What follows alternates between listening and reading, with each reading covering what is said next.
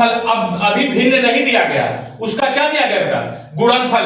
कहा यदि दो भिन्नों का गुणनफल 14/15 है तथा उनका भागफल 35/24 है तो बड़ी भिन्न ज्ञात कीजिए। अर्थात मान लेते हैं, माना वह भिन्न क्या है? यक्स और क्या है? यक्स और वाई है, यक्स और वाई। पहला कंडीशन कह रहा है उन दोनों का गुणनफल, अर्थात जब हम यक्स गुणे वाई कर दे रहे हैं हमको प्राप्त कितना हो जा रहा है? 14/15 हो जा रहा है, 14/15 हो जा रहा है। समीकरण नंबर कितना हो गया? 1 मान लेना। अब आगे का है तथा उनका भागफल, अर्थात जब हम यक्स को भाग दे देते हैं किससे? वाई से दे देते हैं, तब हमको मिल जाता है बेटा 35/24 मिल जाता है। कितना मिल जाता है? 35/24। इसको हमने मान लिया क्या? समीकरण नंबर 2 हो गया ना। अब जब देखो बेटा यहां से हम चाहे यक्स वाई यहां से मान निकाल लो एक की वैल्यू, क्योंकि जब यहां रख दोगे तो दूसरे की वैल्यू आ जाएगी ना। यहां देखो यक्स और वाई है, अब हम देखो यहां से निकाल लेते हैं यक्स का मान। किसका मान निकाल लेते हैं? यक्स का मान ना। यक्स यहां पे देखो, वाई यहां भाग है, उधर जाएगा क्या हो जाएगा बेटा? गुणा होगा कि नहीं? अर्थात हो जाएगा यक्स बराबर 35 गुणे वाई, अर्थात क्या हो जाएगा? 35 वाई बटे कितना हो जाएगा बेटा? 24 हो जाएगा कि नहीं? अर्थात यक्स का मान कितना आ गया? 35 वाई अपान 24 हुआ कि नहीं? अब यही मान यक्स का इसमें रख दो, ये हो जाएगा बेटा 35 वाई बटे 24 गुणे ना कितना है? वाई बराबर कितना हो जाएगा बेटा? 14/15 हो जाएगा। कोई दिक्कत? वाई का गुणा वाई से हो जाएगा, क्या हो जाएगा बेटा? 35 वाई स्क्वायर बटे 24 बराबर 14 बटे कितना हो गया? 15। यहां तक कोई दिक्कत? अब वाई को यहां रहने दो और इसको इधर भाग है, उधर जाएगा, क्या हो जाएगा बेटा? गुणा होगा ना। इसको हम लिख सकते हैं बेटा वाई स्क्वायर बराबर हो जाएगा 14 गुणे कितना हो जाएगा? 24 बटे यहां हो जाएगा कितना? 15 पहले से था और गुणे कितना हो जाएगा बेटा? 35। यहां तक कोई दिक्कत नहीं ना।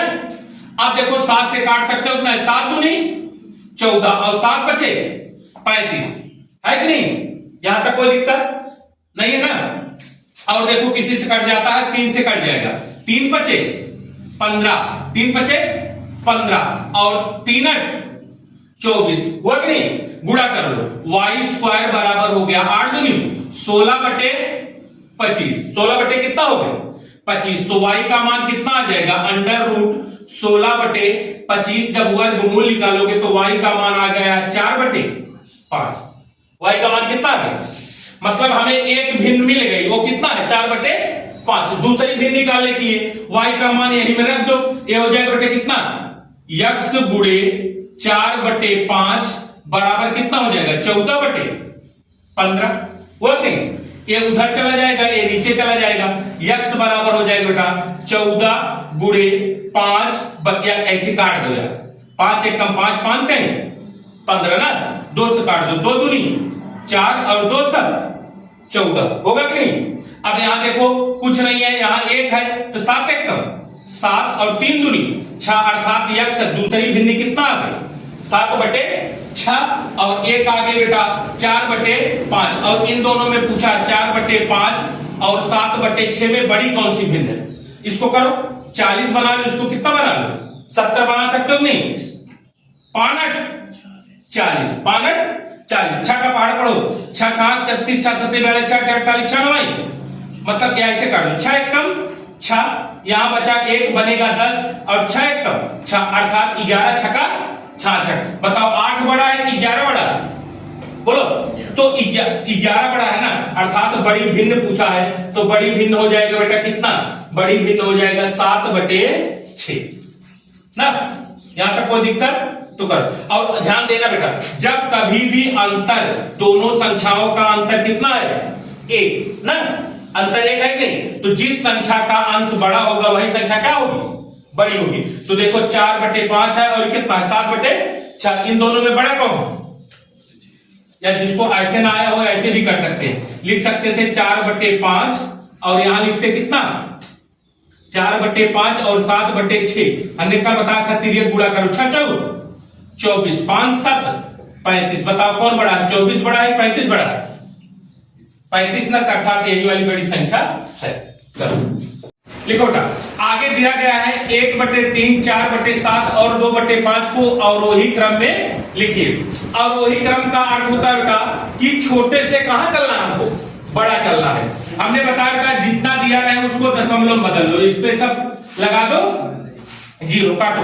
3 त्रिक का 9 और 7 का पहाड़ा, 7 × 5 = 35, 7 × 5 = 35 और 5 × 4 = 20। आ गए नहीं? देखो इसमें सबसे छोटी संख्या कौन सी है, 3 आई ना।